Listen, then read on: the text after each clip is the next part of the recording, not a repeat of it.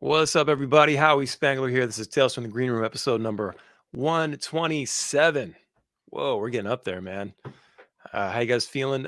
Today, this show is brought to you by the Cash App, and you can use my link here in the description there. Get yourself $5 for signing up. And today with me, I have Wes Anderson. He has a new song out today called Red Cup Dub that I got to co-produce and mix, and it turned out great, and I'm stoked. So what's up, Wes? How you doing, man? Hey, what's going on? Good to be here. Thanks again for having me. I was digging back and realized I was also your 17th episode of Tales from the Green Room way back in 2018. Wow. Wow. So Yeah, like OG Tales from the Green Room. damn, like 110 episodes ago. And look Whoa. at us now. We're Look back. at us now. Few more followers, few more likes, Yeah, a couple more gray hairs, but couple more gray still in the hairs. game, baby. Good, man. Good.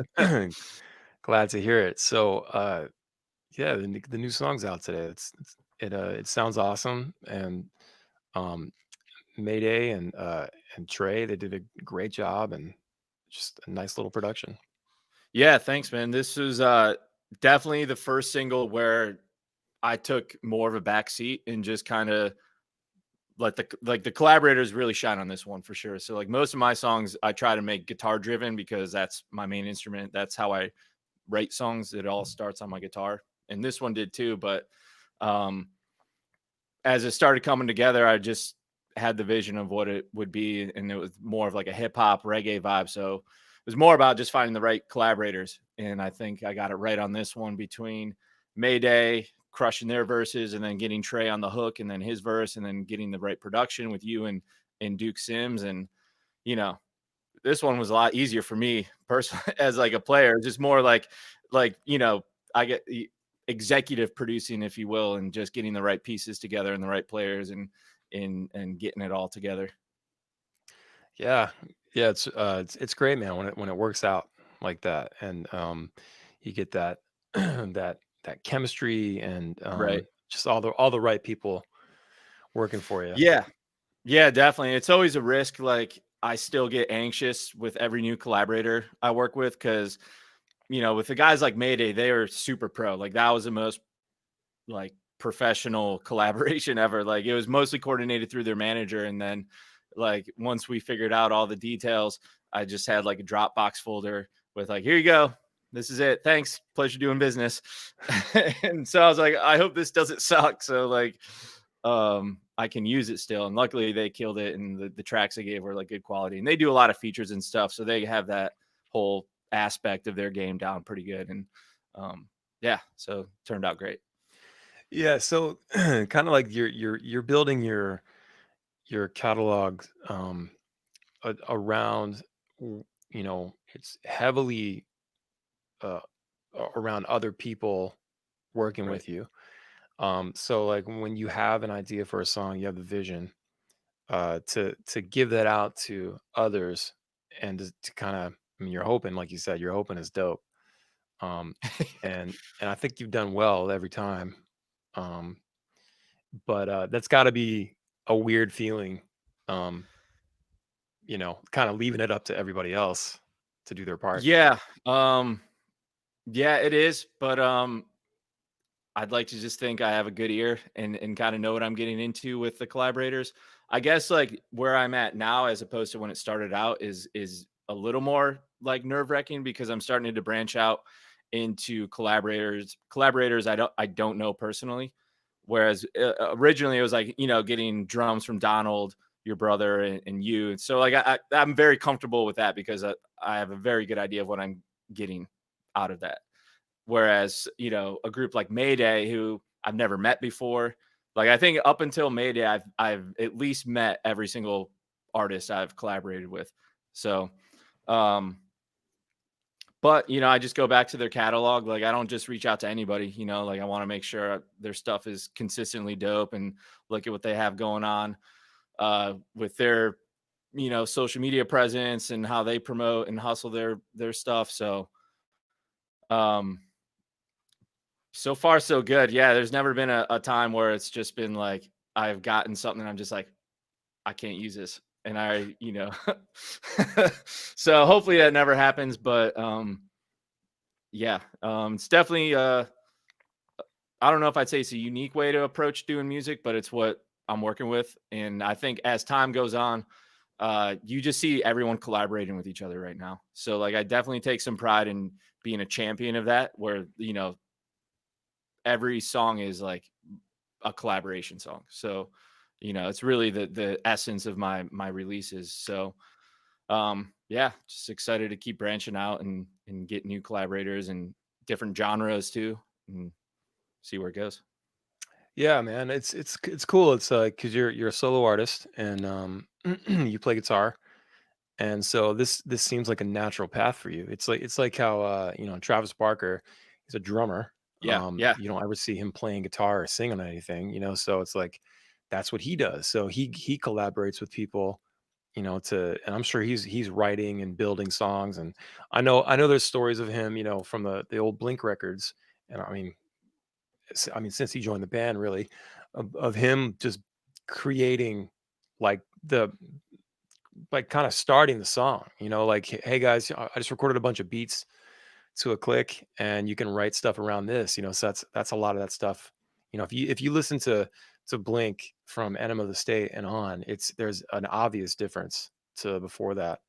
Um, his influence is heavy, and I think even so definitely. now you hear that. So uh, that is absolutely a interesting and cool way to live, cool way to approach it. Yeah, I'm dude, uh, it's I love it. it's yeah, it's the ultimate like artistic freedom. You're not bound by an album, you're not bound by a band. So really like, it's just whatever song you're working on is that's it. And yeah, speaking of Travis, on my release radar on Spotify last week, he was on there for a song he did with Run the Jewels. And Travis Barker was the artist, the main artist, and Run the Jewels were the featured artists. But like, it was more of a hip hop song, and I was like, are these even his real drums? Like, obviously, I'm sure they were, but like, yeah, I mean, it's just, I guess I'm proof of concept, and Travis is too. That like, you don't need a band necessarily if you have the right vision and the right chops to make things happen and get other people on board. So, yeah, it's really exciting. Yeah, I think I think you brought something else up I wanted to address too. I think, and this goes along with it, that we tend to, hold on to tradition. I think tradition is, the definition of it is just it's something that it keeps going. It's a way of life. It's how you do things. It's just how we do it. People hold on to that and often don't think about, what if I did it this way, Yeah, and so no, you don't need a band these days. If that's the path you want to choose. If you want to be in a band, absolutely, get together with 3 4 other people and collaborate and work on songs together. But doing it this way as a solo artist, it's completely possible. And if the song's dope, it doesn't matter how you get there. It's like, I mean, it matters how you get there in another sense, but like when the people hear the final product, that's all that matters to them. Is right. like, is this song dope or not? I don't care how many people are in the band. Yeah, I preach all the time about the journey. I mean, that obviously matters, but yeah, in the consumer's eyes, the listener, they don't know anything about that. They hear a great song, or they hear a shitty song, yeah. and I think that however you need to get there, if you're one person and you're just making beats and then you're playing guitars, or you're hiring out to for a singer or whatever, just make cool stuff, you know. Yeah, yeah, totally. I mean, I couldn't agree more. And I will credit that my experience in bands before going on my own is the reason I can do the solo stuff, because I know what it's like to coordinate guest artists, work with producers, kind of just how that whole, just learning that process end to end, from pre-production to distribution. So having that experience and knowledge definitely gave me the chops to be able to be like, once I left my last band, I was just like, all right, like I have to keep doing music. There's just no way around that. So then it was just figuring out how. And then once got the first song with you done, Moments in Time, I was like, all right, this can work. And then you build from there, and then figure out how to work out the kinks and just make it better along the way for each song. But um, yeah, in this day and age, there's really no limits on, as an artist, what path you want to take, as long as you know how to do it, or at least figure it out. Absolutely. When it comes to the way that Spotify pays and everybody else pays, it's very low. Everybody knows that, and how hard it is to tour, and the fact that we're not touring now, that we can't. Um, it really separates the men from the boys, as they say. It's the bands that just kind of give up, or they just don't know what to do, versus the artists that, all right, fuck it, I'm going solo. Like, this is what I want to do. Like, I love music. I love making music. And some other people are fine going to get a regular job. And to me, it's like, well, did you ever want it in the first place? Because I feel like Right. if you really want it, if it's something that uh you need to do it, as opposed to, I could go on tour, but I could also go work at Best Buy. You know, Yeah. to me, there's a difference. A I've always been need the type versus a where, want. yeah, yeah, it's like, well, then this is something that, I don't think that, you need to be, all I do is music. In fact, I think the opposite. I think you need to do more than just the music. Um, but what I mean is, like, you know, uh, it's not like, well, I'd be fine just going to, work for, Comcast or what. Like, no, no, that's not. No, I'm gonna find a way to make this happen. And if you go work at a regular job and you make music on the side just because you love it and you don't care about being some big rock star making a bunch of money, um, you don't make a bunch of money, but then that's fine too.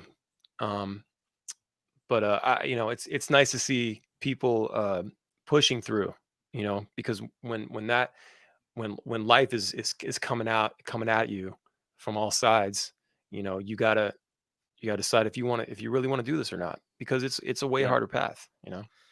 Absolutely, man. And what's been going on this year has really just brought a lot of that stuff. It's like expedited all that stuff.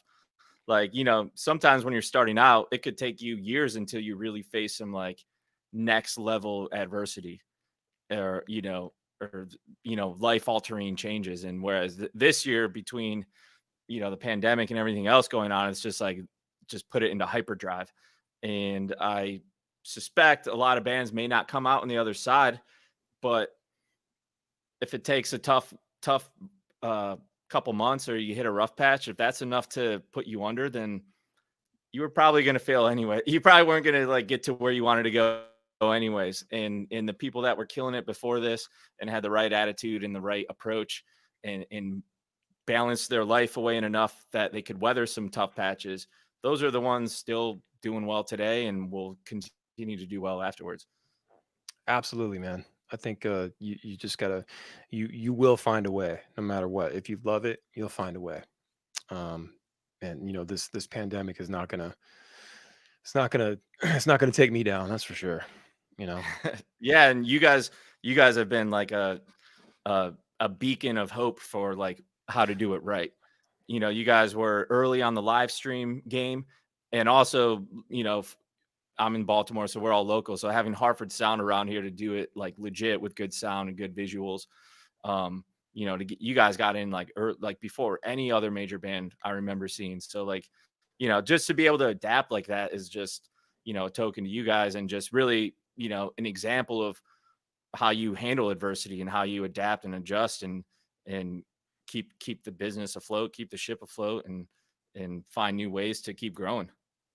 yeah, I mean, we every time Hartford Sound comes up, I say how lucky we are to have them. Yeah, I mean that. Yeah, those are They're legit killer. productions. um yeah, I mean, we've been handling adversity for 25 years. This is the 25th year of this I band. mean, I guess you know that's the music business, right? That's just the music business. And if you're Yeah. if you're soft, you're gonna go home. And that's how it goes. And there's plus, there's been many times, throughout these last 2 decades, I've been like, oh my god, what am I doing? Like, is this? I've been there. It sucks. You do feel like you hit bottom sometimes. But ultimately, the stage comes back, it calls me back. It's like this Yep. is what I need. So Yeah, man. And yeah, I've been through it all too. Like when I first got into music, like in a more full time capacity, it was like in 2012 when I moved to Maryland. That's when I moved here to join my band. Within a matter of about 8 months, I went from a financial analyst at an investment management firm in Chicago to touring musician and part time pizza delivery driver at Domino's. yeah, it's an adjustment, but you got to do what you got to do. Yeah, it's small.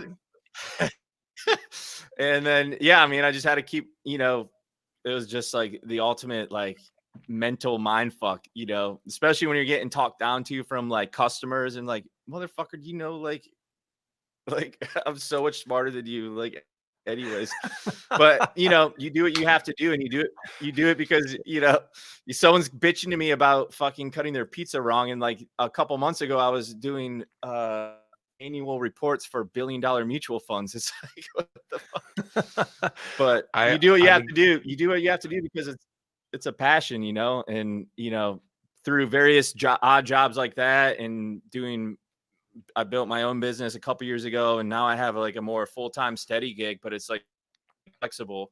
So now I'm in a good spot where I have the stability to invest in my music and do it right and do it at the level I want to, the caliber I want to. And you know, definitely all about the balance. Like if your work situation sucks ass and that's what keeps you afloat, so you don't have to worry about making money from music, that will eventually take down your music because you're going to be miserable and it's not sustainable. So being able to find a balance when music isn't the full-time income is definitely crucial to any artist's success, I think. yeah, the doing it, having life, like I said, life happens. We need to pay bills and things, especially if you have a family. um but as I said before, like you find a way. So Right. if it's something that you love and you really, you have to do it, so for me it was I had to make the decision. um am I gonna keep working doubles, 4 or 5 times a week, and picking up shifts and things like that at the restaurant, uh, and not seeing my son? He was 2 at the time, when I was making this choice. Or am I gonna quit that? Be home when I'm not on tour. Tour a lot, but be home when I'm not on tour rather than being away for 12 hours. And work on music for that 12 or 14 hours instead of working for money, and Right. being away from that. Because I was getting in trouble from being on my phone and being on MySpace and Facebook and all that back then, 2012, 2013. Getting in trouble, like in almost losing shifts because they kept catching me on my phone, like answering fans and stuff. And I was like, this is a joke. It's like I need Yeah. I need money. It was scary, but I'd gotten to a point where the band was making a tiny bit of money, and like we could like pay ourselves a little bit, so that was nice. But that was after Nice. 7 years of actually touring, before I actually did that. So 2013, I quit the job, and went. I mean, music was always full time, but now it was like seriously full time. Um, Yeah.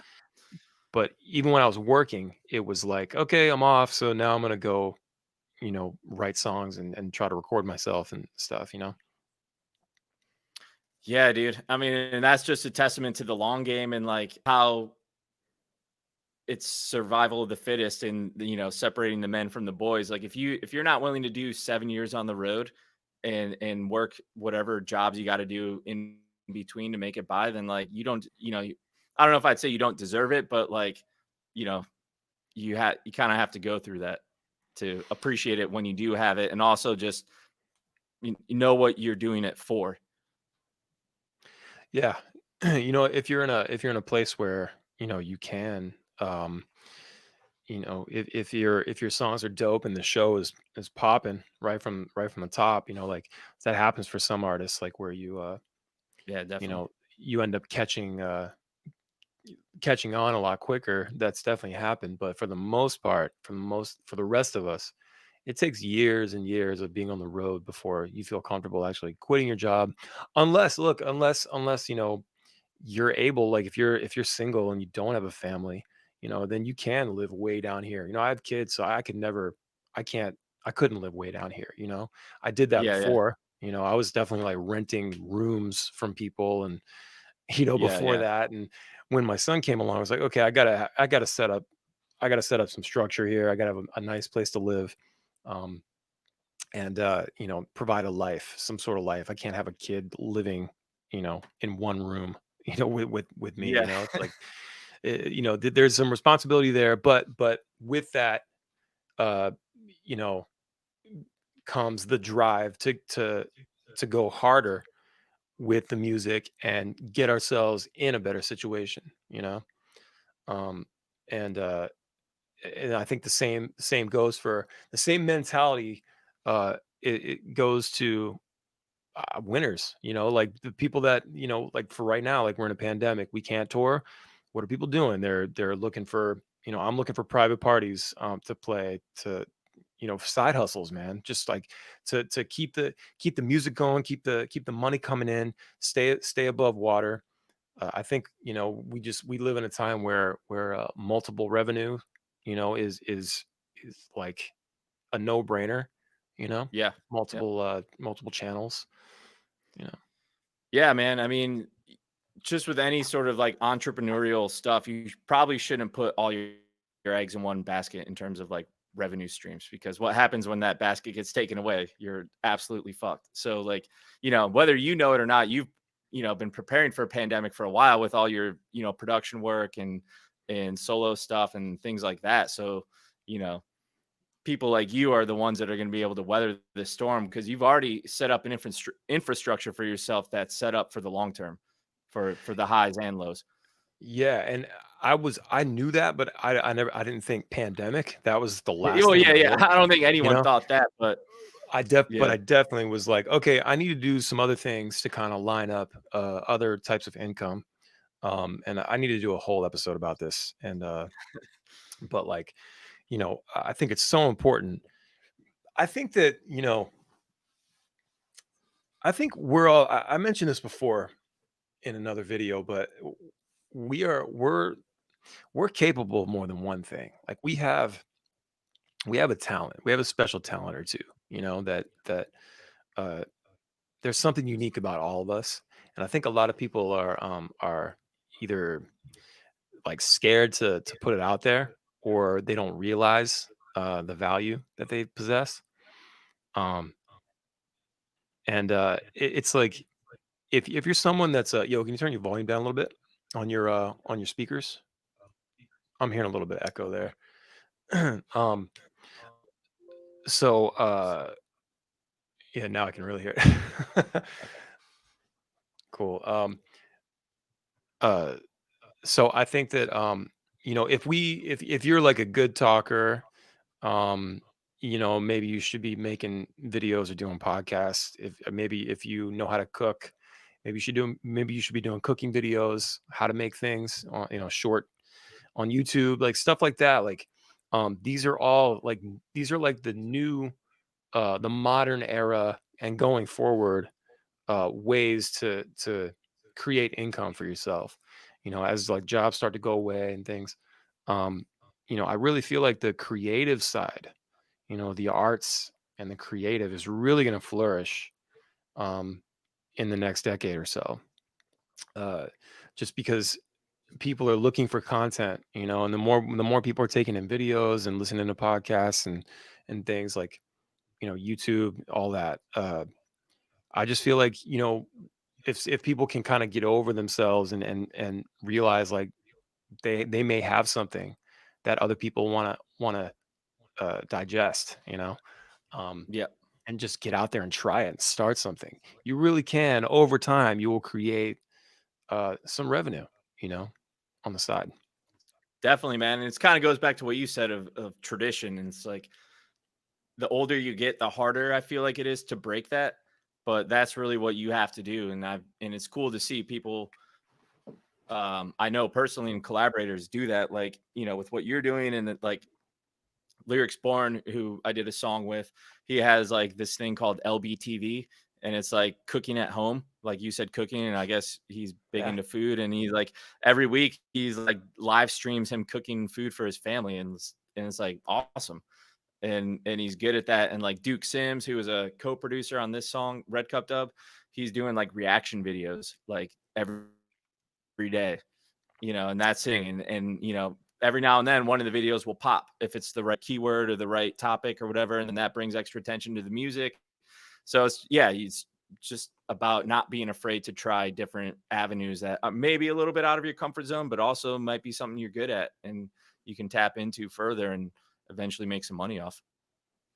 Yeah, yeah, and it's not something that you don't even need to if you're not the type of person that um, can get out in front of people. I mean, there's plenty of people Yeah, that don't feel comfortable being like center stage, and you know, right. um, there's plenty of stuff though that you could do. You just need to be, think about it, be creative. Um, I was telling my friend DB as a way for him to make some money. Like he doesn't even have to be on camera if he's weird about it, but like he's very good at doing art. He does like Star Wars art on drum heads a lot. I'm like, bro, like go buy some drum heads from Amazon, and nobody fucking cares what drum head it's drawn on, right? And then do like a live, like have a camera mounted over top of you with a light and just start, talking to people and say, hey, what should I draw today? And just like when it's done, like auction it off at the end of the show, like I Yeah, feel that's like sick. things That's a like great that, idea. like use your talent and make it work for you. Um, Yeah. that's just one idea, but I I just mean, feel like that we're right there could change someone's life.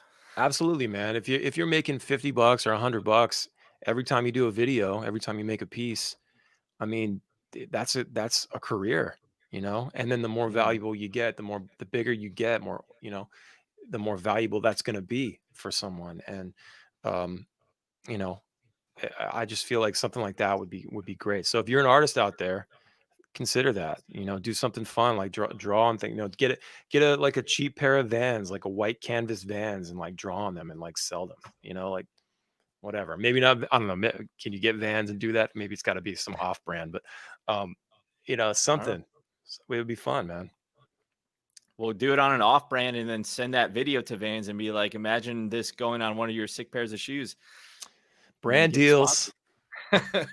Brand deal. That's Hit the bell. Someone hit a bell. someone hit the bell. That's what it's all about, man. You got to like. That's how these influencers become so wealthy.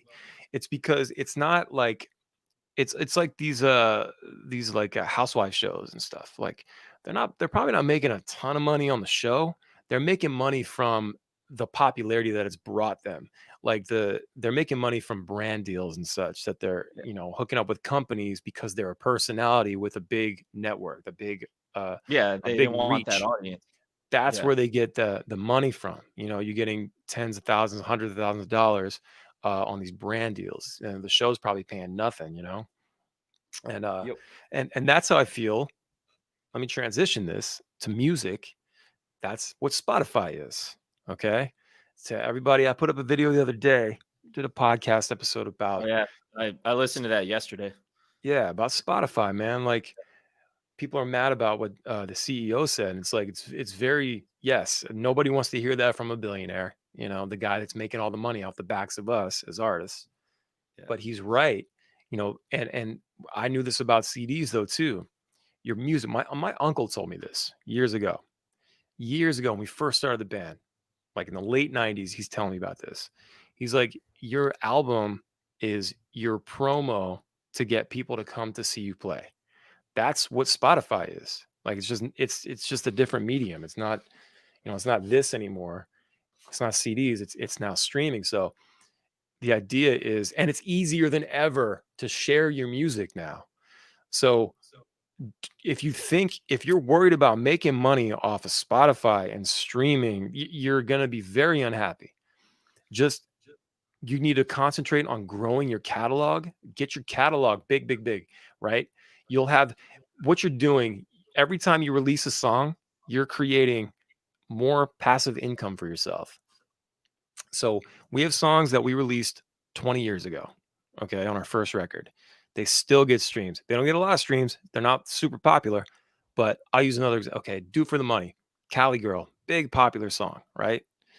it still gets streams. It brings in a decent amount of money for streams from a release from 14 years ago.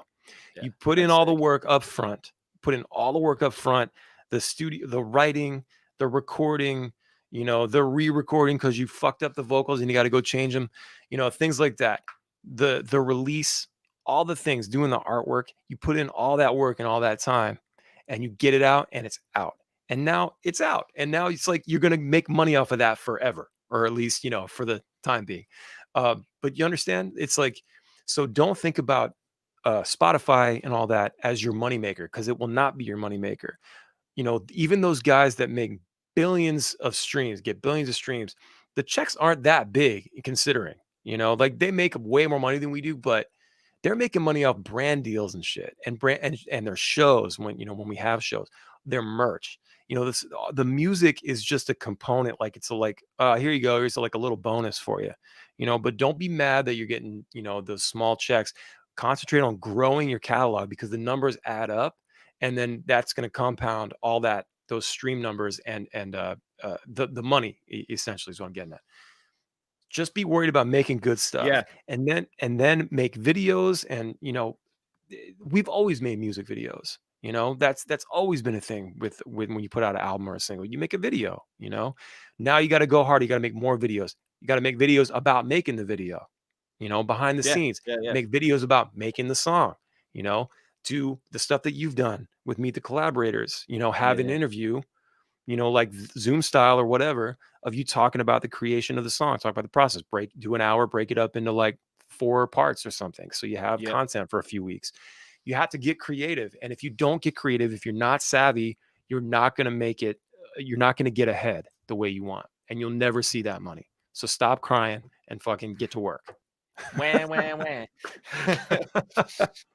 Yeah, man, and I think the main point that the Spotify CEO Daniel, I think his name is I think consistency is a way to win on the platform, and Yeah. that's something I've seen personally firsthand with every new single release is that it brings it's a trickle down effect. Like I'm seeing my older songs that may not have started out strong out the gate, and for some people you could look at that and be like, "Oh, fuck this. Like, why would I put all this time and effort into a song if it's just going to get it, 1,000 streams?" But when you start building on your catalog, like you said, and now I'm getting songs with bigger collaborators that have bigger audiences, and when I can feature them and tag them in the song title, it goes on all their fans' release radars and stuff like that, and it directly trickles down to my older songs too, and also just random playlist ads over the years. Some of them are legit. I'm still getting streams from songs that are over a year old that just were I was able to get on a user generated playlist that had a good following, and they're still getting like hundreds of streams a week. And as you Absolutely. That build, you're just building you're building a castle over time, and it's just like brick by brick, and it takes time. And you know, for the mentally weak, it's easy to hate on Spotify because their short term thinking is that like, oh, one song is just like, fuck this, I'm getting a couple pennies a share. But like, you really have to think of it as a long term thing and like building a castle like brick by brick. Absolutely, man. If you're not in it to put in the work, it's kind of like it's like investing in like a retirement or something. It's like it's good. This is going to be awesome later, but do the Yeah, work yeah, now. definitely. Do the work now. Put in the time and the work now. Every song is like an investment into your future. You know, Yep. so build the catalog. Um, you know, our band has like 130 songs out in the wild that have been officially released, and every single one of them is making money for us. It's ridiculous. It's like when you invest in the market, every dollar is working for you. Put your dollars to work. Put your songs to work for you. Yep. And you're getting something every time there's a stream on that song. And when you can start streaming like 1 million a month, you're going to see some decent checks coming in. But you're not going to get there until you have a big catalog. Yeah. It's a lot of songs, you need to compound together, and you'll start seeing a difference, I promise. But and I understand like the stress, that an artist might feel, for like you said, like, oh man, just is not doing nothing, like, oh, maybe Yeah. 1,000 plays, whatever. I'm not gonna get any money. I get that feeling, but if you love it, you're gonna move right past that. You're gonna go, well, I'm gonna work on the next one. Um, I don't know. It's Yeah. And just like in terms of marketing, like most musicians should, if they don't, have a mindset of like what platforms fit into certain categories. And for me, Spotify is on the discovery level of marketing. Like people, that's where you get discovered. So just in any sort of like marketing approach at that level of like a person's process of becoming a fan of yours, discovery isn't a money making step in that funnel or in that journey of someone just hearing you for the first time to becoming a super fan that might spend $100 a year on your merchandise, show tickets, and stuff like that. So when you realize where Spotify is in the pyramid of a fan journey, it's at the top level, surface level discovery. So most artists, I don't think, understand that, and that's where a lot of frustration comes from. But it's really just a discovery platform that they find you, and then they go to your mailing list or go to your bands in town, go to your shows, and that's where they become, they move along the journey, the fan journey of casual listener at the discovery level to I'm spending $100 a year on this band, and now they're a fan, and you have their email address. They are going to your shows and all that, and it's a more personal connection. absolutely, man. That like you've figured it out, and I think a lot of artists haven't My figured job it is out. I'm a marketer in my full-time in I my know job, you're like so the that's finance how guy. I.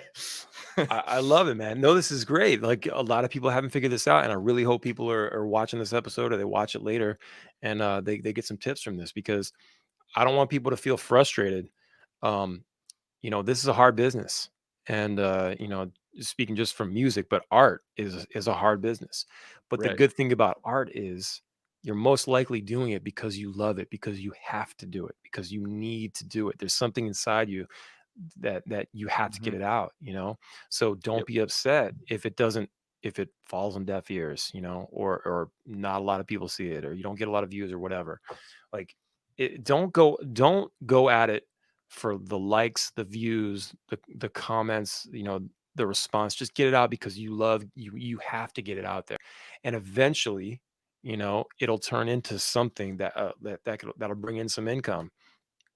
um you know uh I just it took me a long time to wrap my mind around what exactly we were doing. I just knew that I loved making music and getting out there. But from a business, if you break it down like a business thing, the way you just did, it's like, look, this is a promo tool, to get people to your shows, and then they're going to buy shirts, and they're going to be, you want to build a super fan, you want to build lifers, people that Right. are going to come Yeah. to your show every year and buy some merch and support you, and it's completely possible.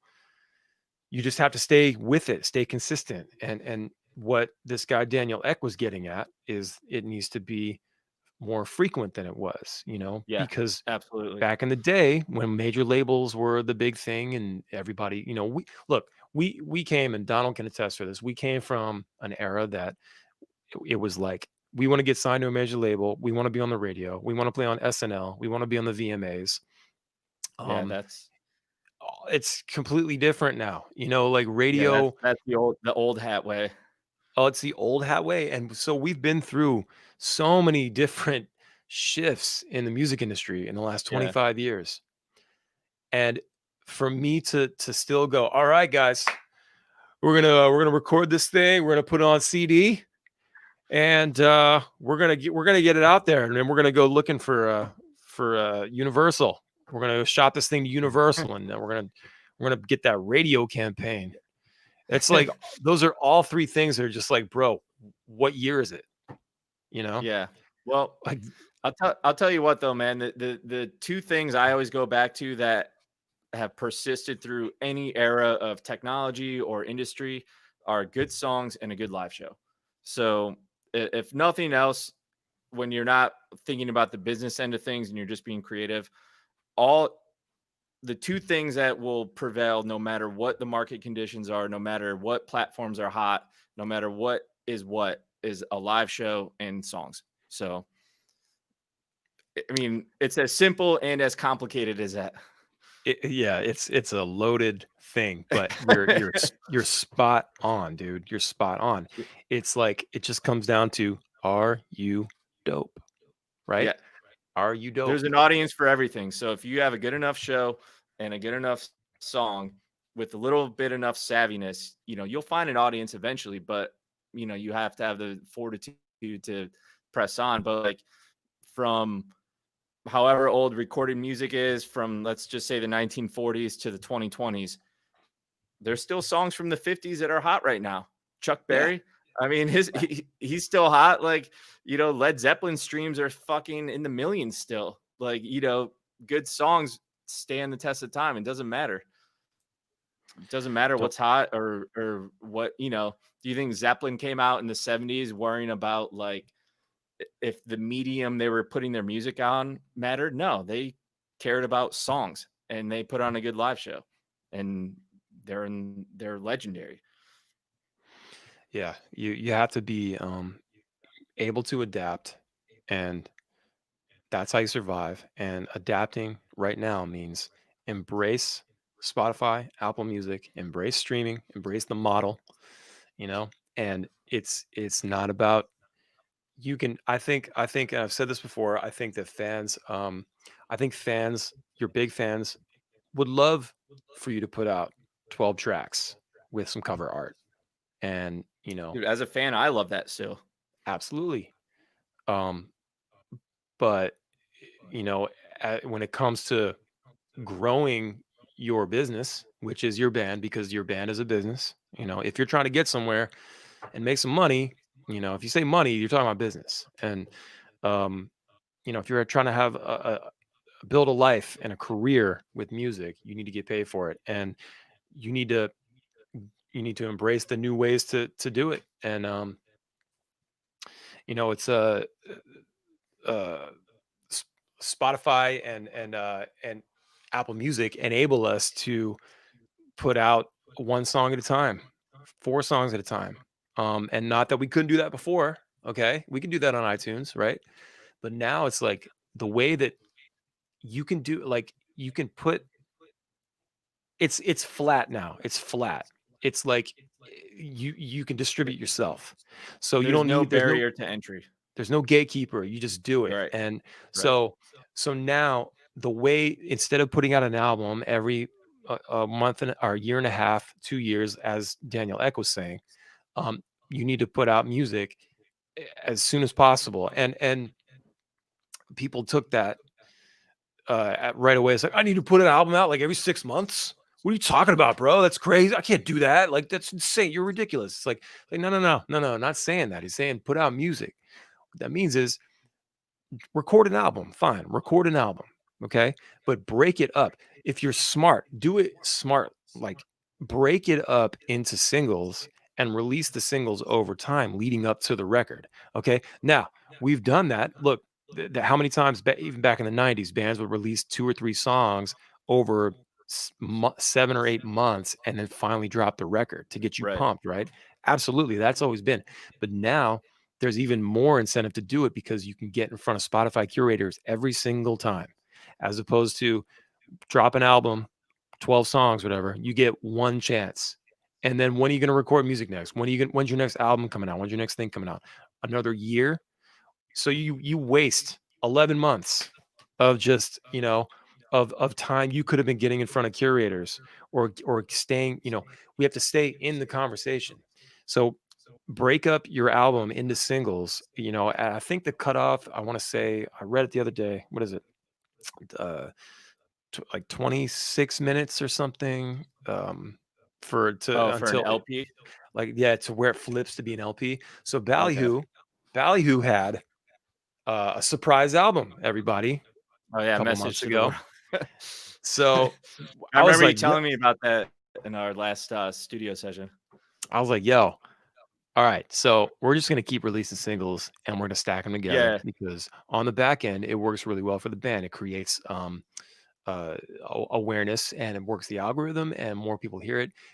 There were people that heard Renegade, which was released over a year ago, for the first time back in like March.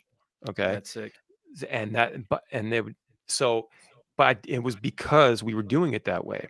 Now think about all the songs that you thought were so good 10 years ago when you released them, maybe not you, but to other artists. Like I know, like when we go back to our old records, I'm like, man, this song is so sick, it's gonna crush, and it didn't get the attention that we thought it Yeah. deserved, right? Well, now you can go back and you could re-release that song Yeah. with your new song, right? And then it could get a whole new audience, people that never even knew it existed before. Because there are people that know the band, right? But they may not listen through the whole catalog. They may have their favorites. They love the band, but you know, they don't dig too deep. You have your super fans that know every single song. That's fine. But I bet there's way more people out there that have never heard of some of those songs that that that we think are rad and people would enjoy. Imagine doing that. We could re-release Cali Girl, with a new song as like a B-side, B-side, but as the track underneath the single. Don't announce it, just put it on there, right? Or release a greatest hits record with a brand new song at the top, and take all your good songs and put it on there, 10 Dude. tracks, whatever. Yeah. Bro, it would crush. You would all of a sudden All get great those ideas. those old songs would get a whole new life from 10, 15 years ago. Man, That that's a that great idea. Do like a this redux. Yes, this is what these new platforms, this is what this enables now. So stop thinking about the way it used to be and how, oh, I don't make any money. Did you make money before? Did you make money before? Did you really make any money before this? Like I didn't. Like I didn't fucking make Yeah. any money before this. Like it's like we make more money now than we did back then. So it's like again, just put in the work, get creative, think about how you can make the platform work for you.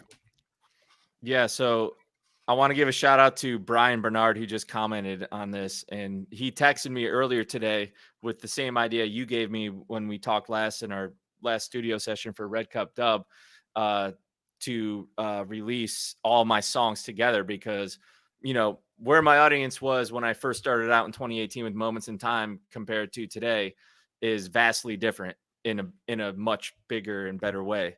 So I am planning that exact very thing, and I want to give Brian a shout out and you a shout out for plugging that idea in my head because my next single, I guess I'll just announce it for the podcast, is going to be with Joey Harcum, which many of you know, especially if you're a Awesome. Maryland person. And it's going to be much different than anything I've ever done before. It's going to be real mellow, On more there. singer-songwriter type vibe.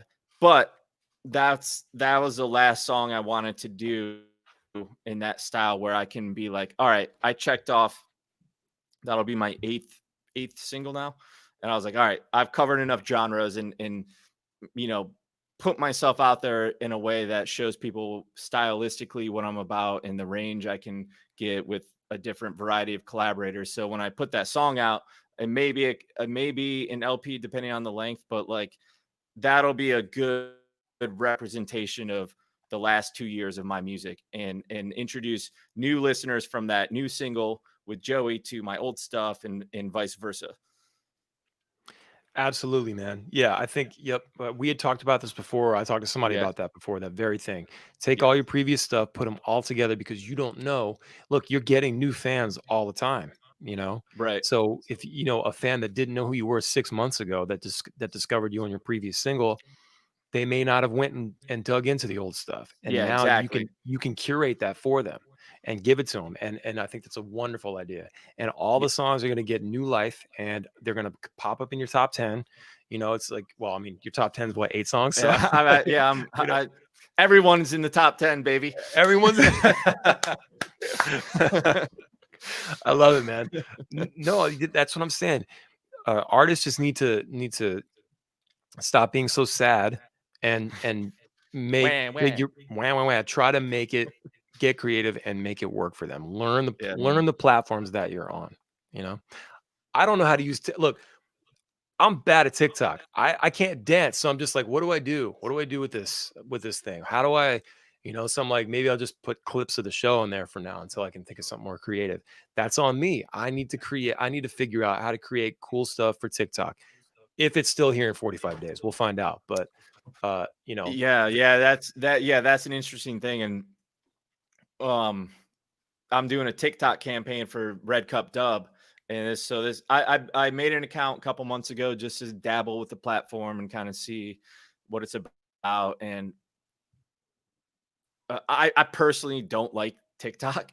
I just every video I see is just so fucking dumb to me. It's like, but I get it. There's an audience there, and it's a very powerful platform. So I'm just trying to learn, like, as a musician, like for my own personal account on TikTok, I don't think it's beneficial for me to promote my own music on TikTok. I think the best way I could have success on TikTok is to do the dumbest shit I can possibly think of that has a relevant hashtag and just hope it gets traction. But on the campaign side of it, which I'm doing for Red Cup Dub, it's more about hitting up influencers to use my song in their videos. And yeah, and there just so happens to be a hashtag Red Cup challenge that has tens of millions of views. So hitting up influencers to be like, hey, why don't you use Red Cup Challenge, do a video, add it to your profile, use my song Red Cup Dub in it.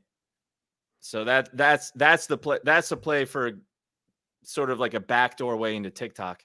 smart, smart. See everybody? This guy's smart.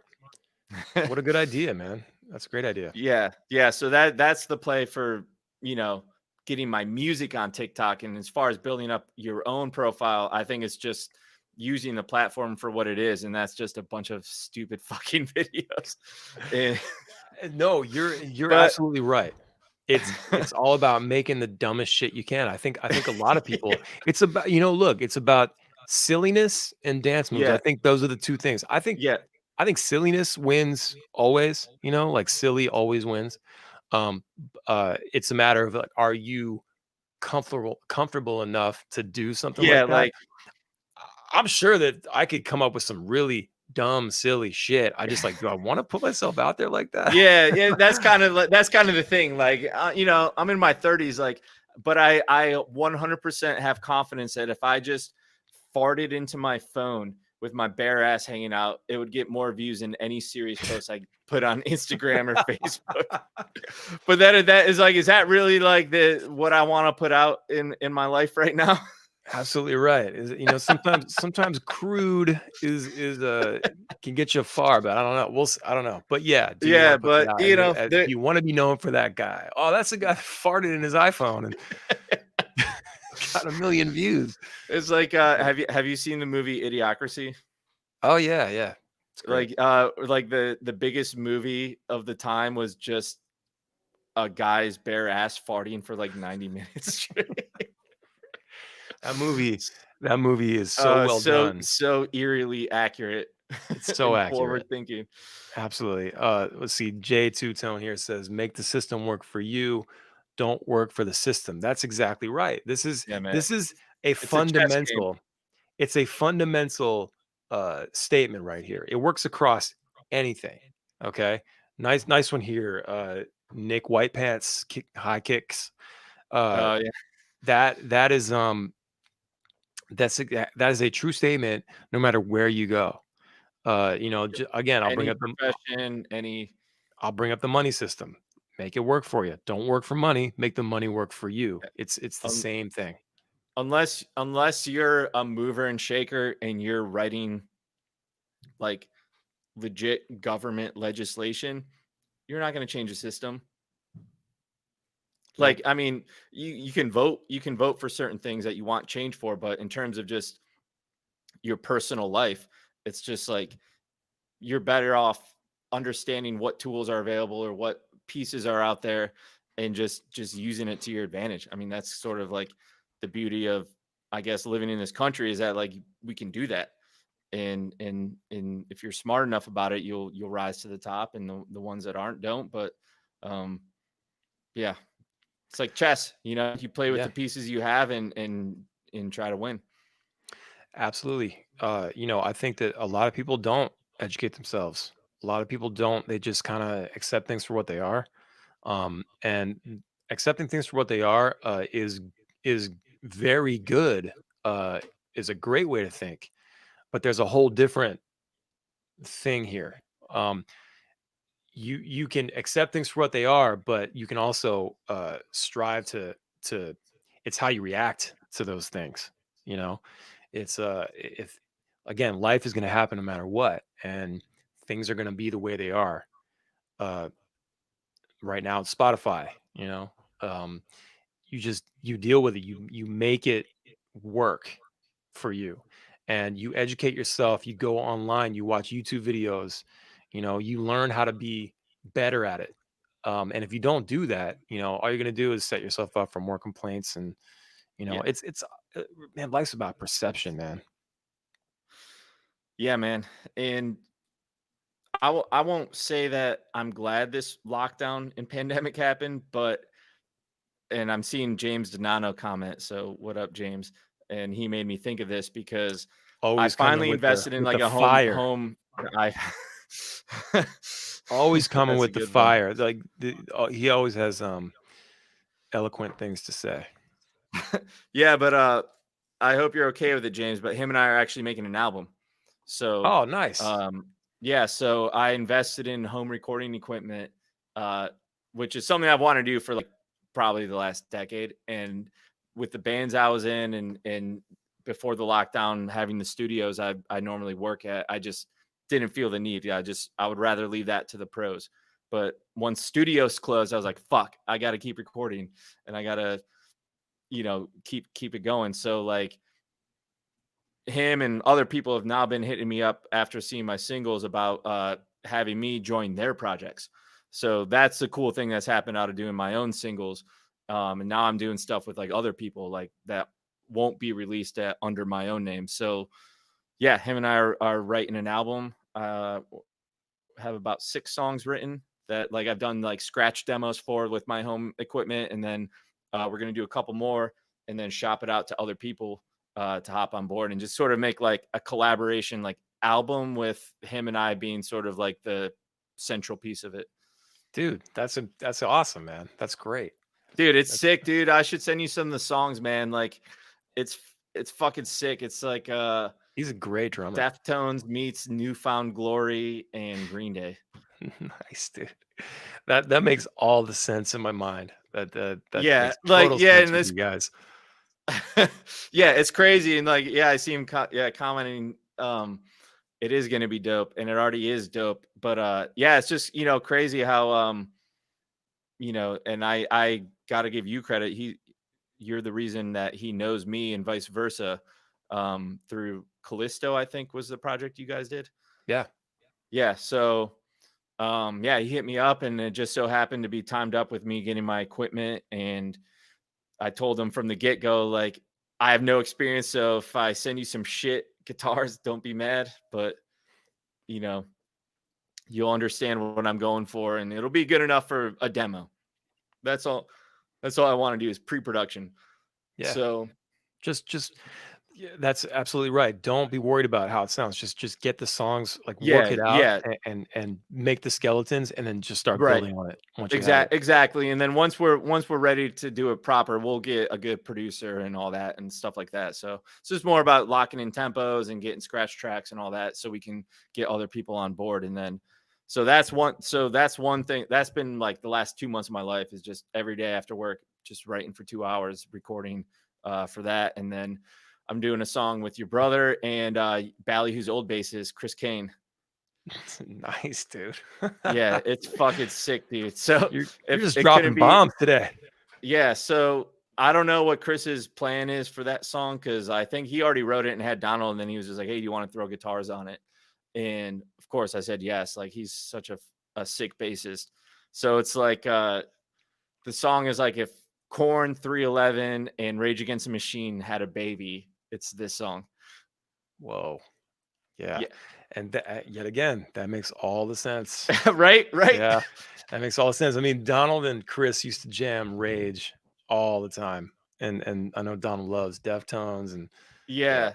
Yeah, and like I've been able to jam with Donald a couple times this year just in his basement. And yeah, we lock in every time we jam with like that type of music. And Yeah. So I hope Chris wants to get a vocalist on it because I think it needs one at this point. Now it's more of like a fully fleshed song, but um, Bro, I that'll can't be wait to sick. hear this. Yeah, that'll be sick when it comes out. But yeah, I mean, like I said, I'm not happy this pandemic happened, but if it weren't for it, I would have never really had that kick in the ass I needed to get my home set up, like at least at a level where I can just do basic shit to get things started. And That's yes. pre-production still saves you like a 4-hour session that's going to cost you like hundreds of dollars. So like it's already paid for itself and savings I would have paid for at a studio anyways. And plus just having the knowledge to do it on your own and doing it for other people, and maybe eventually I can feel good enough to charge money to other people to pay me to do it, but for now it's just, I'm happy to do it. That's great, man. Yeah, that's exactly, you're doing everything right. It's it's like when it's closed, okay, I'm just gonna do it myself then. Like you Yeah. can't be stopped. Yeah. If you're willing to be, if you're willing to get the gear that you need, and then educate yourself on how to use that gear, and uh how to do it yourself. Excuse me, do it yourself. I mean, you're unstoppable. Especially if you have a vision, and Right. and you're really pushing. You're just creative. James is that way. He's that guy. Yeah, He has definitely. he's self-employed. He has a very very nice, very good business. But he has to scratch that itch. He has to play. He has to record, make music. I know he loves it. And so when you pair yourself with people like that, Oh yeah, any dude, like yeah, yeah, like the text messages him and I have had, like it's just like literally uncanny, like how eye to eye it's been. And it's just like, man, this is something that's meant to be. And I think we're gonna make a really cool album that, maybe it's a one and done thing, maybe not. But if not, you're putting out an album that's gonna live out forever and just add it to your catalog and, have something out there to just anyone can listen to forever. absolutely, man. That is the way to look at it. Again, I'll say it again, that every time you put out a song, you're adding it to the catalog. You're growing your catalog, and your catalog is what is going to eventually bring in some money for you, and help you build that life that you want. And so, yes, put out music as consistent and as frequent as possible. Don't sacrifice quality, like put your best foot forward. If the song's not ready, it's not ready. Don't release it, That's up to you. Um y- can you put out a half song? Can you put out a song that's just acoustic and just sort of bare bones? Absolutely. If you feel, even if it's not done, throw it up if you want, you know. But just get your stuff out there, and start building the catalog. That's what's gonna Yep. help compound all the streams and eventually money, you know? Yeah, absolutely, man. And it's fun.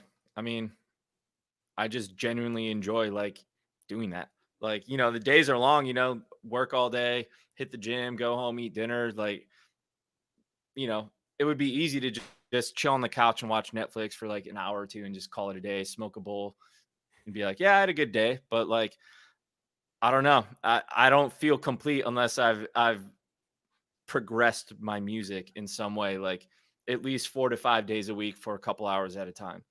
So, the lot again, back to the lockdown, that's kind of forced me into a very, very good routine of persistently growing the craft, you know. And I've learned when it's like home recording, I don't know, I'm sure other musicians may feel this too, but my capacity to do it for longer periods of time is limited.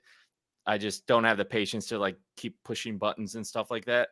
So like I found that like doing 1 to 2 hour sessions a night for 4 days a week as opposed to like 1 4 hour session is much better for me. And plus, like if you get in a rut or you're stuck in an idea, you can sleep on it and come back the next day, which has happened a lot, and look at it in a new way or like figure out what problem you're having. Yeah, I tend to get lost in it, like, Yeah. I'll I just mean, be I've definitely had like marathon sessions where like that's happened, but like when it's during the week where I want to like be productive, but also carve out a little bit of time for me to chill out and just relax, that's worked yeah, out. yeah, absolutely. Um, uh, yeah, there's definitely there's nothing wrong with nothing wrong with taking breaks and yeah, watch Netflix for a couple hours or something, play a Yeah. video game, do something different to Yeah. sort of, because I've said it before that like, when you, especially when you're working on a record, and you're hoping to have something out within a certain amount of time, you're working and flexing that creative muscle, 14 hours a day gets exhausting. It really does. Like, Dude. And yeah. I don't know if you've ever had this, but I was actually talking to my buddy, uh, and I was in the studio with him on Wednesday. It was actually my first studio session where I helped like co-produce. I'm helping him like co-write his song, I guess you could say. So that's another thing I'm trying to get into. But like we were talking about when you get high before a session, something can sound so great and you can spend so many hours on it. And then you go back a couple days later and be like, this is fucking awful. What was I thinking? So Yeah. like Yeah. that's like a warning to anyone that's like that does the whole marathon session route, because when you're in a certain vibe or a certain environment, or if you've been drinking or smoking and you're really feeling something in that moment and you're like, this is it, like no doubt, and you just focus on that idea for hours at a time and you come back with like a fresh head and took some time away from it and you come back and like, that was kind of whack. Like it actually wasn't that good of an idea as I Yeah. thought it was. Let me go back to the drawing board. No, I've definitely been there. Yeah. I'll be like, oh, this is pretty cool. And I'll be up here like doing it. And like, yeah, it's pretty Yeah, cool. Not so bad. I like spacing out. I like being like, slow and steady. Oh, instead of like one and done type of approach to the songwriting process. Yeah, absolutely, man. I think what you said about the pandemic is true. Like nobody wants to say, "Oh, it's great that this has happened," but it has definitely forced, I think, most or all of us to rethink, the status quo. Like, Yeah. and just reassess how we do things. Was this the best way to get it done? You know, for instance, like I think a lot of big companies are going to be like, we don't need to rent office space Oh anymore. yeah, absolutely. We Yep. can save so much money, and maybe they'll pass off those savings to their employees, maybe not, but you know, I don't know. I think that it's the same thing with music and videos and things. I mean, you got bands doing drive-in shows, and I've been picking up private parties, and Nice. um, yeah. Speaking of which, if you need me at a private party, hit me up in the DM. But Howie knows yeah, that just part. yeah, man. Just doing just you like I said, you will always find a way through. It's like when I had this thought a lot when we're traveling across the country. It's like we're going across some insane bridge over a body of water, or we're going through a mountain with a hole in it that we made to get to the other side instead of going around the damn mountain, right? Which would add hours to your trip. Like we make it happen. We just do what we have to do. And the pandemic is no different. Um, what do you mean we can't make music videos anymore? Yes, we can. We can do it like this. It takes a little extra work, you know. Takes me takes me about like 6 hours to, between everybody shooting and me editing and uploading a quarantine video, Oh yeah, those but quarantine videos. Yeah, they're done. They're out there and they're done and they look great. And people love it too. yeah, people love it. And it's just it's all about just taking the extra effort, and Definitely. I don't know. So, if you're out there, I think people need to be like looking at other bands and seeing what they're doing, what kind of creative things they can come up with to really stand out. Because I feel like it's I keep going back to the money and investments and stuff. When the stocks are down, when the market's down, that's when all the guys with the money come in and buy up all the shares, right? Because they know eventually this is going to go back up, and Right. then we're going to be on top. That's the same approach you need to have as an artist. Stay in the conversation, keep putting out music, keep putting out videos, keep putting out content of all kinds on all the platforms. Let people see you, let people hear you and converse with you. Stay in their lives. And then when this comes back and you go out on tour again, I think you're gonna be doing a lot better than you were before the thing was shut down.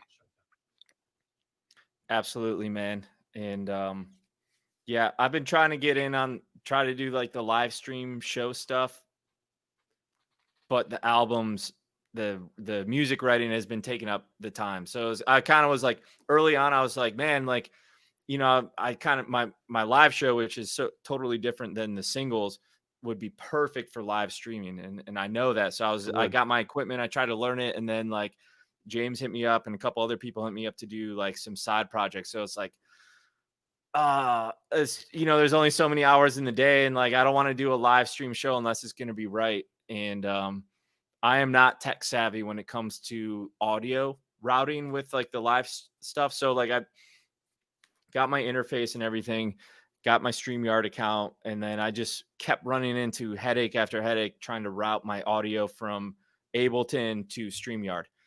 And Yeah. I got it to route, but like it was always lagging or it'd come in and out and stuff like that. And I only have so much, watched hours worth of YouTube videos and tutorials. And then I was just, you know what? Right now I can write music that's going to last forever. I do one live stream, it's going to have a shelf life of, you know, much shorter shelf life than that. So until I can either free up more time in my life or not, I'm just gonna have to like let go of that notion of live stream performance until I can do it better. But Yeah, I mean, there's also you don't need to do it live. You can pre-tape it and then just run it live, like as a premiere. If you know that's how to true. record yourself, just run the tape on Ableton and then have your camera on you, and just Yeah, record that's it, true. and then you can cut it up and do whatever you want. But that's a way of doing it. But I think all of it is a form of investment into your musical future. Like, you're working on tunes. You might not be out in the eye right now, but you're working up to that. So you're gonna have, Yeah. every time you work on songs and then you come out, here you are today with Red Cup Dub, Yeah, I mean and this is my second single of quarantine. So, yeah, not many bands have put out two releases in the last 4 months. So like, yeah, you're staying busy. not just hiding in the shadows here. You like I'm, getting out there too. Yeah, yeah. It's like you're not just sitting there Netflixing. You're working. It's just people aren't seeing you work. But you should. What I think you should do, because that's what we do on this show, is I think you should be showing that. You should live stream you doing the thing. Live stream you making the songs, working on the songs. Um, you know, set your camera up and go live and start noodling around with your riffs and your beats that you're working on, stuff like that. That is the stuff. You don't need to have a full production. Do work on show the process of the song, show the journey, and do this week to week. And then the song comes out, and all of a sudden you got way more streams than you did before because people are Yeah. getting excited and amped up. And then when you're like, oh, this week I got so and so jumping on the track, exciting, right? And everybody's like, oh, it's like everything is content, So the process, Yes. absolutely. So that's the type of stuff that I wanted only exclusively put uh, into my newsletter. So that's one thing I around Red Cup Dub, and what I would suggest to most musicians to do is don't forget about your email newsletter. I Mm, think everyone right now is on the internet. Social media is just flooded with so much more content. The newsletter is still your number one asset because you don't have to fight an algorithm. You're in the person's inbox. So I really that's the one thing I really have like honed in on for Red Cup Dub is trying to build up my newsletter and offering like an early listen to Red Cup Dub. I'm going to send them the music video on Monday before I release it next week. Let them know before anyone else who my future collaborators are, other projects I'm working on. So I like that idea. I just may make that exclusively for my newsletter people. yeah, And right on. and that's an incentive to get them to sign up. And then I know I have those core supporters that want to hear that stuff, and I don't have to fight an algorithm and all that type of stuff. So So where are you doing this when you get them? When you hook them, you say, hey, go here to watch me do this. Where are you doing this? like where I host my newsletter.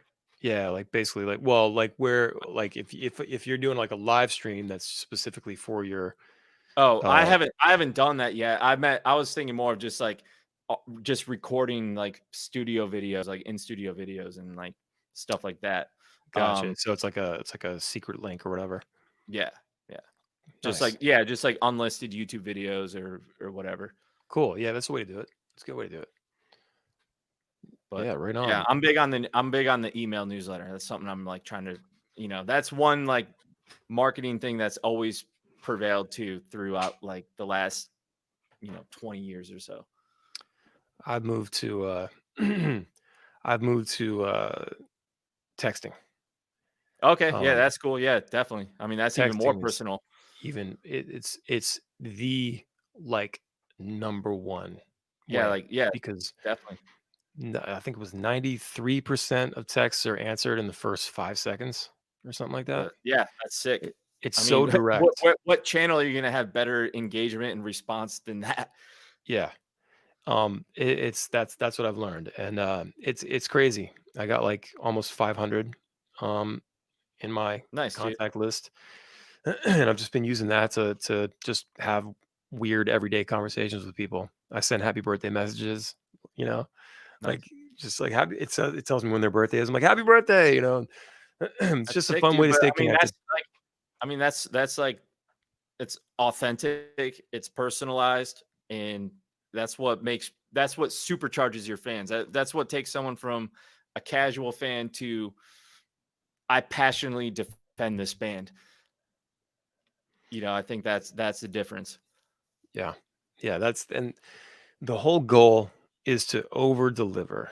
You know, Yeah. try to don't like you can monetize. You can definitely monetize, but you need to give out a lot of free content, you know, and make it as free as possible in every facet until it's time to put out a product that they want to support and they will buy.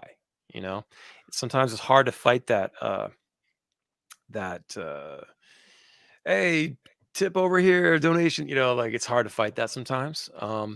Yeah. But and I definitely do that. I'm like, "Hey, guys, I would love some donations if you wouldn't mind." I'm trying to save up for a wedding, for example. Um, so, but what I figure what I'm doing is if you're tuning into me, um, and you don't have to tip or anything like that, you can certainly watch for free. I just want you to watch. But if you feel like you're getting some value from it, it's making you feel good, it's making your night better. Maybe you want to throw in a few bucks or whatever, but it's never like you have to tip. I'll never put Right. up a paywall. I've thought about doing a Patreon, and that's something that it scares me because like I want to over deliver so hard on that, but I'm not sure exactly how to do it because I'm so open here and engaging Right. here. What else can I do to that's going to make people want to pay like Yeah. $10 a month? Because it'd be weird to just do the same stuff you've always done and just charge You people can't, for it. you can't. Yeah. So you There's have got to to be be super creative. something a value added for the subscription fee or whatever it is. Yeah, I can have people subscribe on my YouTube channel now. Not subscribe, but like join, which would be a private club kind of thing. Same thing as Patreon, Oh, but cool. I just don't know. Again, I don't know what I would do. That would be of value because my podcast is free. Everything's free. And it's like donate if you'd like. So I don't know. I'm still thinking about it. Like maybe I could do something that'd be worth like $5 or $10 a month, just to kind of have some steady income come in, and usually I just put it back into what I'm doing, the show or Right. whatever. So I don't Yeah. know. I mean, I'm sure you'll think of something, or if not, then maybe it's just not meant to be. But Yeah, yeah. And like I said, I haven't done it yet. It just scares me. I just want to make sure that uh right.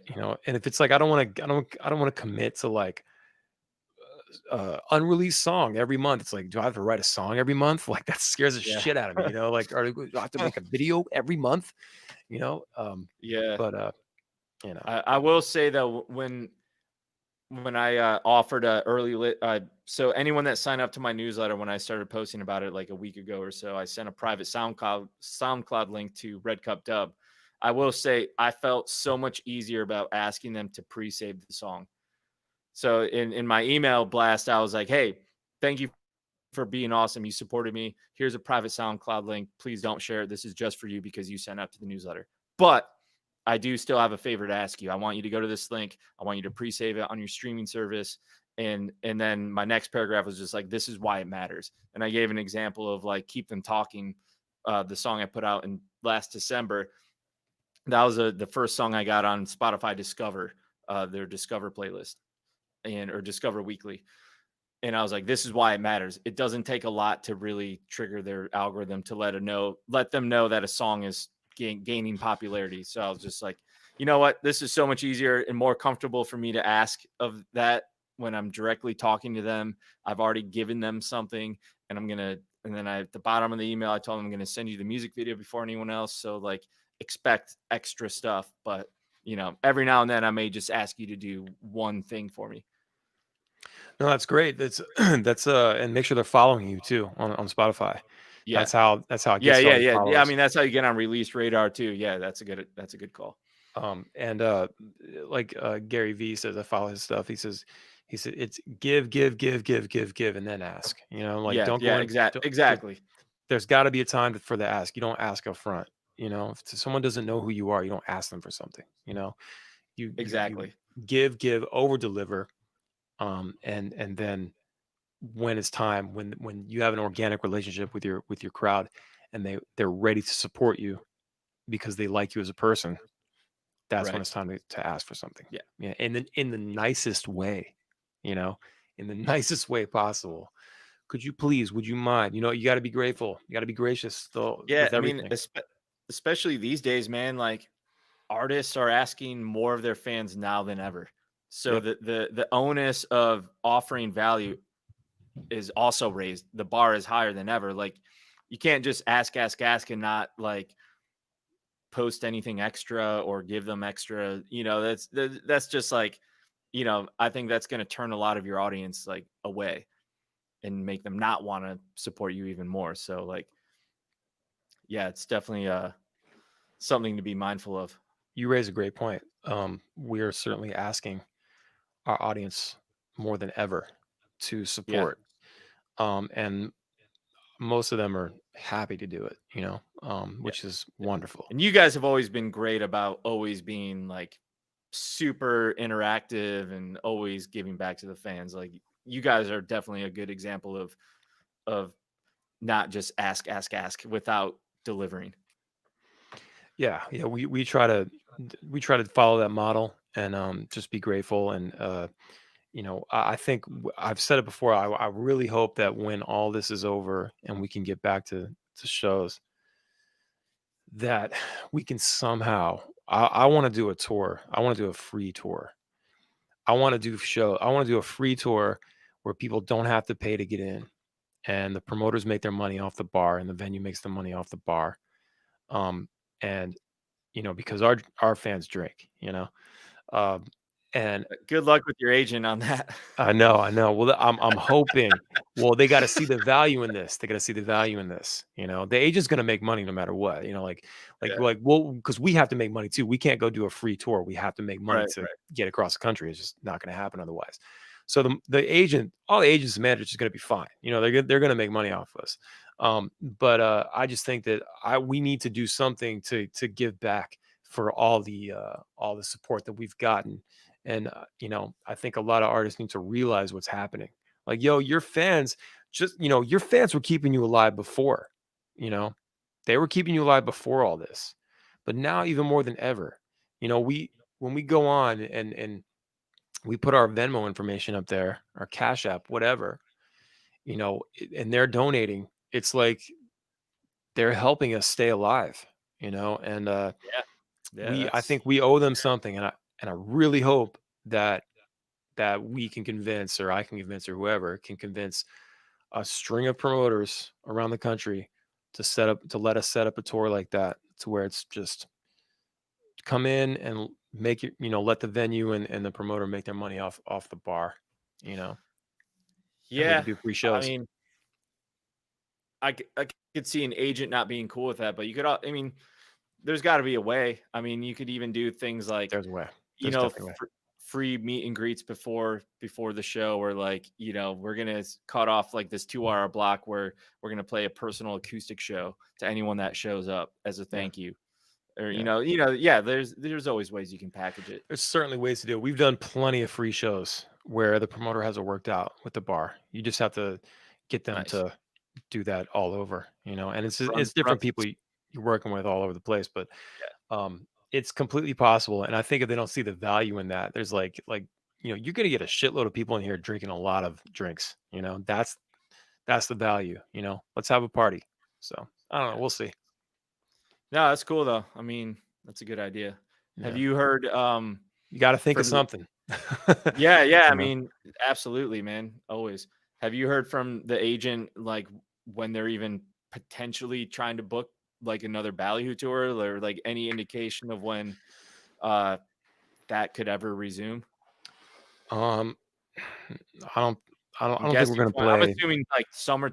Honestly, at this point, I don't see anything until summer 21.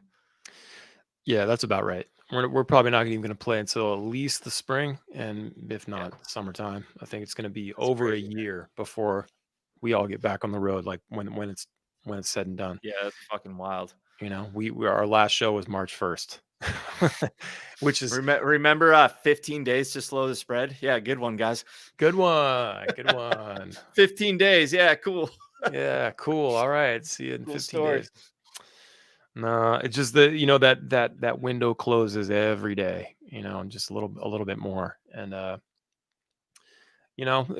but we are now forced to deal with it, and you need to make the most of it and get creative, and again, learn how to make the platforms work for you. That's it. The tools are out there, kids. Learn Yeah, them. get it. It doesn't cost any money to learn it. Just Google, YouTube, everything's free. Educate There's yourself. no barrier to keep learning and be better. Absolutely.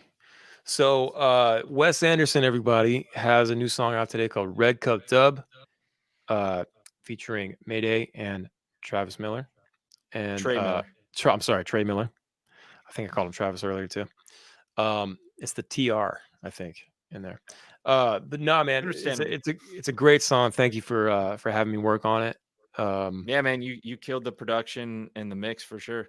It turned out great, and it was a different type of song for me to work on. Cool. And so and I love that, and so it helped me grow as a producer, as a mixer, all that. Yeah, and Um, hopefully like, other artists see it out there and then be like, "Oh, this guy can do some hip hop stuff too." Like, I'm going to hit him up. and likewise, people are going to hear your stuff and be like, oh wow, I'm going to go work with that guy. Yeah, Go, man, want to get you a song. that's like the beauty of all these collaborations is just raise everyone's profile, like high tide raises all ships. Yep. So, just try to do my best to highlight all the contributors to it while also promoting myself because I need to get myself out there too. And, just keep growing, build Yeah, that community. totally, man. Well, you're doing it all right, and I Appreciate appreciate that. the hustle. Um, you're a dreamer and a grinder like myself, and I think that's amazing, man. So congrats on the release today, and everybody go stream the song right now. I put the link in there. I'll post it again here in the comments. Boom, there it is, right there in the comments. Everybody go check that link out. It'll take you to his new song, and give it a like, save it, all that. Put it on a playlist, and make sure you're following him on Spotify for sure. Um, Wes, thanks so much for coming on the show, man. I appreciate Yeah. having you. Yeah. Thanks for having me, man. It's two-time guest now. Yeah, you know, number. Yep, it's only been a couple. Do I get a plaque if I go on a third time? Yeah, there's a pancake breakfast that we do with all the third timers. Tales So from the Green Room. What is that? Like do I get a 12-pack of PBR or something? yeah, it's something like that. It's a pancake and a PBR. The Green Room Uh, special, baby. yeah, absolutely. So look out for that.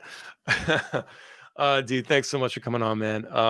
Yeah, everybody, Yeah. make sure you go look in the description here. It's brought to you by Cash App. Just follow my link, get $5 for signing up, and get that money your friend owes you for that weed.